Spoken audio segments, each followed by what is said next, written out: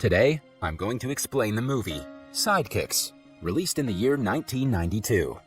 The opening scene shows us a woman being held hostage by the bad guy. The hero arrives in an all-white suit and beats up the entire army of thugs. He has a sidekick dressed in an identical suit who assists him in the fight. In the end, they rescue the damsel in distress and save the day. When the hero takes off his mask, we see that it's the superstar actor Chuck Norris, and his sidekick is a teenager named Barry. Suddenly, Barry wakes up in his classroom, realizing that the fight was just a dream. His peers make fun of him, which in turn causes him to get an asthma attack. Barry is an introverted asthmatic boy who is frequently bullied in school. He spends his days creating fantasies in his head, mostly about him being Chuck Norris's sidekick. In his fantasies, he has superhuman strength and confidence, everything that he lacks in real life. Most of the time, he imagines fighting his real-life bullies to save his favorite teacher, Noreen. She's worried about Barry's frequent daydreams and his decreasing attention span. After school, she has a talk with his father, and the two decide to sign Barry up for karate classes. This way, he can stay busy and learn fighting skills in real life. They go to an arrogant dojo owner named Kelly Stone. The man brags about his contribution to the sport and compares himself to Chuck Norris. He also insults every other karate teacher in existence and thinks he's better than everyone. Barry and his father simply walk away, knowing that the guy is not a good master. At school, Noreen finds out about the failed meeting. Her uncle, Mr. Lee, is coming to the US soon to work in her family restaurant. She thinks he'll be the perfect teacher for Barry since the two share some personality traits. Then, we're introduced to Mr. Lee. He's in the subway station when a man calls him a racist slur. In turn, Lee uses one of his many tricks to make his jacket catch on fire. Later that day, Barry meets Mr. Lee at his restaurant. For his first lesson, he's asked to walk to school starting the next day, then slowly upgrade to running. Lee wants to improve his endurance because working him too much might trigger his asthma and make it worse. As they talk in the kitchen, Barry's father and Noreen are outside enjoying a meal together. Mr. Gabrewski lost his wife 10 years ago and has been single ever since. Noreen seems to be interested in him. Suddenly, a group of thugs arrive at the restaurant and start making a mess. Lee is called outside to handle the situation. He acts drunk and proceeds to beat up the thugs. Barry, who is skeptical till now, is finally excited to learn to fight. The following day, he walks to the school but gets distracted by yet another daydream. This time, he and Chuck Norris are soldiers saving Noreen from terrorists. They perform absurd stunts and kill all the enemies before Barry comes back to reality. On the way, a kind classmate Lauren offers him a ride, but he declines.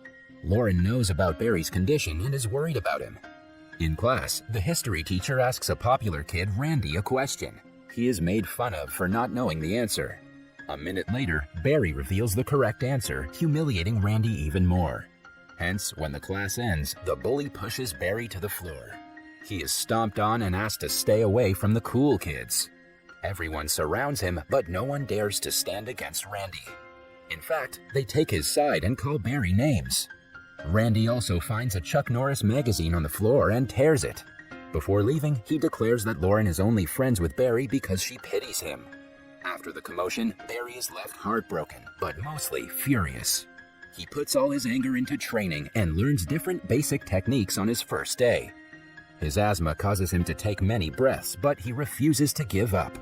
In the following scene, Barry is on the sidelines during gym class. While watching others practice, he falls into the world of imagination yet again. This time, Chuck is a cowboy named the Lone Wolf, while Barry is his assistant, the Little Wolf. They go to a pub to have drinks when the waitress, Noreen, is troubled by the evil cowboys. The duo saves her yet again after defeating the thugs. Suddenly, Barry's gym teacher brings him out of his fantasy and scolds him for not paying attention. As a punishment, he is asked to climb a rope. Everyone in the class knows that Barry is the least athletic of them all. They're ready to make fun of him, but he surprises everyone by climbing to the top. After school, he and Lauren walk back home together. Barry takes the opportunity to tell her that he has a crush on her. Lauren, however, claims that she only sees him as a friend. This confirms that Randy was right. She's only friends with him because she pities him. A heartbroken Barry runs to his house, triggering an asthma attack. This further causes him to dream of another scenario. He is being suffocated with chains by his gym teacher, who is the villain in the scenario. When Barry wakes up, he's in an ambulance being rushed to the hospital. Lee and Noreen come to visit him to make sure he's okay. The doctor says that his lungs look fine, which is why the attack is surprising to her. Lee seems to understand the problem and applies a special ointment on Barry's chest. Over time, it helps the kid greatly. They also slow the pace of training, making sure that Barry gets plenty of rest alongside it. He has to drink a strange medicine 4 times a day that will help his stamina. It helps him so much that by the end of the week, he wants to take part in the gym class. The teacher doesn't want to allow him, assuming that he'll end up in the hospital yet again. But when Barry insists, he has no option but to let him. The next day, Noreen, Gabruski, Lee, and Barry are together when Noreen shows them her karate skills. Since she was trained from a young age, she's a very good fighter. Gabruski is impressed, to say the least. When the two are alone, she teaches him a few of her moves. The interaction brings them close, but they refrain from getting too friendly. One day, Lee and Barry have a long conversation about Barry's daydreams. Lee advises him to try to control his thoughts. If he gets fewer daydreams, they will be more intense and might eventually turn into reality. As time passes, Barry gets stronger. While training, he even starts to blow strong hits at his master, urging Lee to be more careful.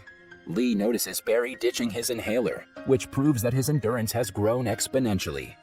In the meantime, his classmates have no clue that he's grown so much. Hence, Randy makes the mistake of calling him names. This time, Barry stands up for himself and insults him back. As a result, Randy attacks him, but he manages to attack back, surprising everyone. A fight starts between the two, but Randy puts up a tough competition, being a karate trainee himself. The commotion stops only when their gym teacher intervenes. A while later, Lauren approaches Barry, praising his fighting skills.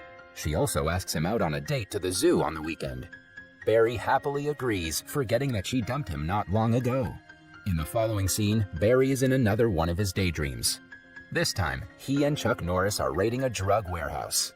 The villain yet again has Noreen hostage because she betrayed the gang. They are hiding pouches of illegal substances inside piñatas. Suddenly, an explosion occurs, followed by the dramatic entrance of Chuck Norris. The gangster orders his men to get him, but before they can, another explosion follows. This time, the sidekick Barry enters the warehouse and a shootout ensues. Strangely enough, Barry kills more people and outshines Chuck. He's braver than before, which surprises the imaginary Chuck as well. After defeating the enemies, they go to save Noreen and find out she is changed into Lauren. Chuck asks him how this is possible, to which Barry replies that it's his dream and he's the main character in it. He has finally learned to control his thoughts and mend them in a way that he prefers. The next day at school, Randy challenges Barry to an official fight in a karate tournament. Initially, he's not confident in his skills, but upon being motivated by the master, he agrees to take part. For the next week, he trains harder than ever. Till now, he had been practicing to increase his endurance, but now he trains to fight and defend. Then, the day of the tournament finally comes. Unlike what he had thought, Barry is not nervous at all. He is asked to watch the karate demonstration before the match to enjoy himself. While he's away, Noreen registers their name in the team, but it turns out the tournament is a 4-person competition. She and Lee can join Barry, but they would still be short one member. She tries reasoning with the organizer, but they're adamant about the rules. As Lee and Noreen talk about how disappointed the kid is going to be, they hear a girl talking about Chuck Norris. It turns out that he has also come to enjoy the tournament as a karate champion himself. Lee gets an idea and runs to the actor. Somewhere else, Chuck meets the arrogant karate guru, Stone. As his usual self, Stone makes fun of Chuck and calls him a coward for not participating in tournaments anymore. He is confident that if they go against each other today, he would surely win. Lee wants to persuade Chuck to be on their team and complete it. Even though Noreen thinks the idea is absurd, he insists. Noreen takes the chance and approaches the superstar. In the following scene, Barry is watching the karate demonstration. He turns around and is surprised to see Chuck sitting right beside him. They introduce themselves to each other even though Barry is too starstruck to speak. His dream comes true when Chuck asks him to join hands for the next competition. Barry doesn't waste a second before accepting the offer. For the first round, Noreen takes part in the demonstration and wins second place. The second round is a brick-breaking one. Lee goes to the stage asking for one more brick to be added to the pile.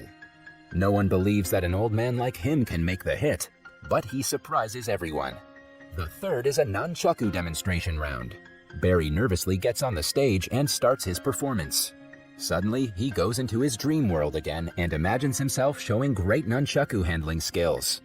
He ends up doing the same in reality, gaining applause from the audience. In the next round, Chuck goes against Stone and proves that Stone is just talk and no play. He lands every single punch and resists all of Stone's attacks, making him go crazy.